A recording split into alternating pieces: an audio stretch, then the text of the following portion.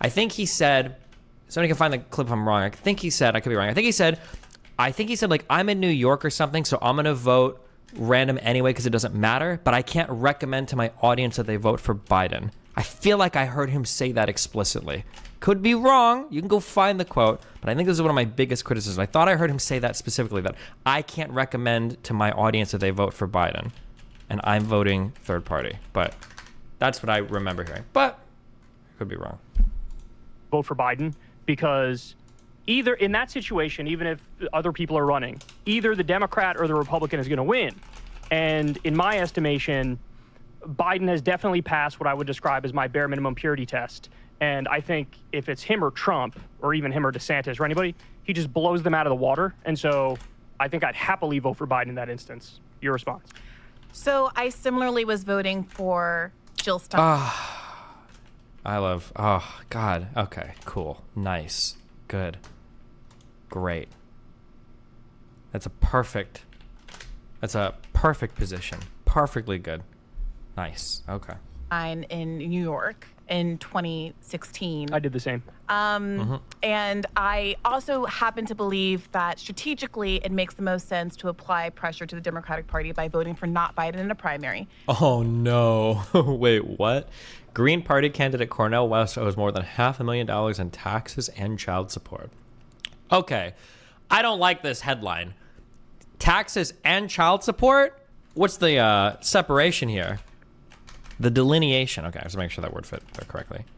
Because, like, if he owes, like, $1,000 in child support and $499,000 in taxes, that's one thing. But if he owes, like, $300,000 in taxes and $200,000 in child support, woo! He owes $466,000 in federal income tax from 2013. He accrued a debt of $750,000. Jesus. Oh, and he owes an outstanding $50,000 child support judgment from 2003. I mean, like, obviously he should pay it, but this is a 20-year-old judgment.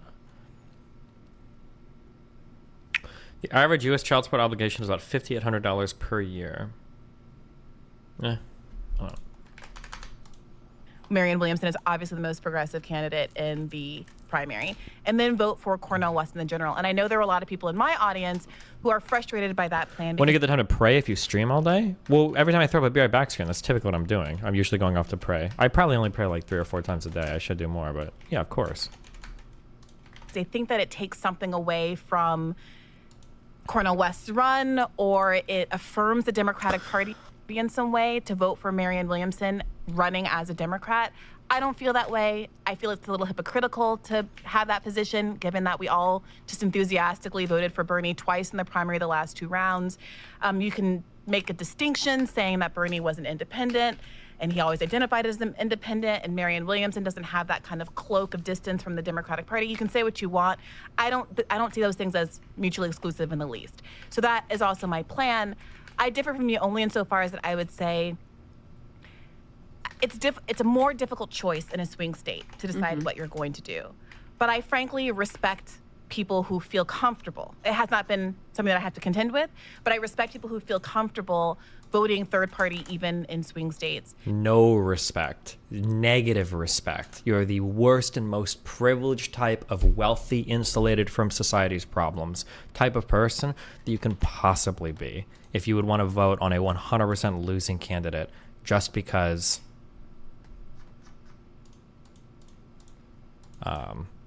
I don't even know why. The reason is this, and it goes back to that early bad faith viral Noam Chomsky interview, in which I asked him about a month before the 2020 race. Look, I said, I take your point. Let's say Trump is an existential threat. Let's say that he's a unique threat among all Republican candidates. My concern is that every year, because we all vote for blue no matter who, because most Democrats vote blue no matter who, or most left-leaning people do, the message that gets sent out is that Democrats don't have a bar. You can go as low as you want, as close to the Democratic Party as you, Republican Party as you want, and there's a ratchet to the right effect. And Republicans know that they can keep being more and more extreme. And so I want you to explain to me what you predict to be the stopping point at which we're no longer saying this new Republican is the worst that has ever happened. This new Republican is the worst that has ever happened. Tell me you're not going to be saying the same thing about Ron DeSantis or Vivek Ramaswamy or whatever other person comes down the pike. And he was unable, in my subjective view, to respond credibly to that claim. So if somebody could tell me strategically what the stopping point is going to be of making this argument of the lesser of two evils, I would be open to the idea that, okay, this is the last one. Donald Trump, fine. He tried to steal the election, fine. That is a new line that he has crossed. But absent an acknowledgement that we are creating our own destiny by lowering the bar in these ways, okay, hold on. I'm not comfortable coming out and criticizing anybody who no longer wants to be complicit. I see you guys are posting Ayla in chat, but unfortunately you guys also unhingedly hate Ayla too, so why would I take your opinions on anything she says seriously? So, boom. In that kind of a system that's enabled the Democratic Party to not have a primary, treat Marianne Williamson as badly as they've treated her, treat Bernie Sanders as badly as they treated him, and openly come out and say they don't have to hold a free, fair election. The DNC argued that in court, you know? So let me explain a little bit of my position. I think that'll help respond to some of what you said there. And I'm also curious to dig in a little bit more to your analysis of how the Biden administration has actually been in reality. So last election in 2020, I did live in a swing state. I lived in Virginia, still live in Virginia, registered in Virginia. And it did not feel good to vote for Joe Biden. But I decided to vote for Joe Biden, which is something I said publicly at the time. But I said something very similar to you, which is like, listen, this was not easy for me. If you, wherever you live, swing state, not swing state, etc., you do whatever you analyze is the right thing to do. And the reason that I voted for him primarily at that time, even though I thought he had an atrocious record in the Senate, even though, you know, complicit in the Iraq War, complicit in bad trade deals, complicit, you know, like terrible things on crime, all that stuff, right? The primary reason I voted for him was because of the National Labor Relations Board. And because labor politics and building out union power in this country, to me, is one of the most important goals, and something that I think we all share and leftists generally believe. Now, in retrospect, not only do I feel good about that vote, he's actually surprised me. Now, I've got all kinds of issues, right? On the National Labor Relations Board, though, specifically, they just issued a ruling which could be a complete game changer for unions. And just to explain to people a little bit, basically, in the past, bosses could union bust with impunity, no accountability. Now, the process going forward is completely changed. If bosses are caught union busting, then that's it. There's no more election. It's canceled. They have to recognize the union and start bargaining with them. That's the biggest shift in labor relations we've had in our lifetime.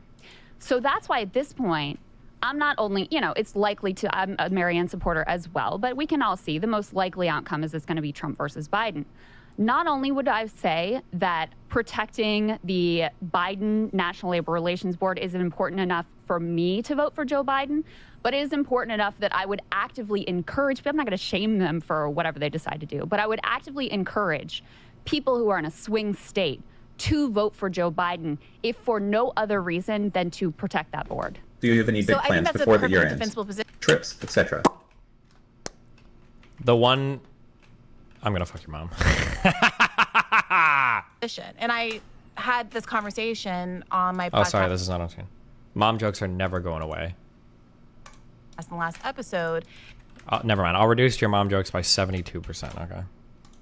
And there were people who would characterize that position as, I mean, you've heard the thing. You've been on the internet. You know, being too credulous about Biden, or, you know, being too comfortable in one's own position in life and not needing enough change and being happy with the status quo. People will say things like that. I think actually that if your priority, if you believe the path to meaningful change is going to primarily come through a kind of, I don't say this dismissively, but a kind of labor incrementalism, meaning there are incremental change is how change is made. Okay?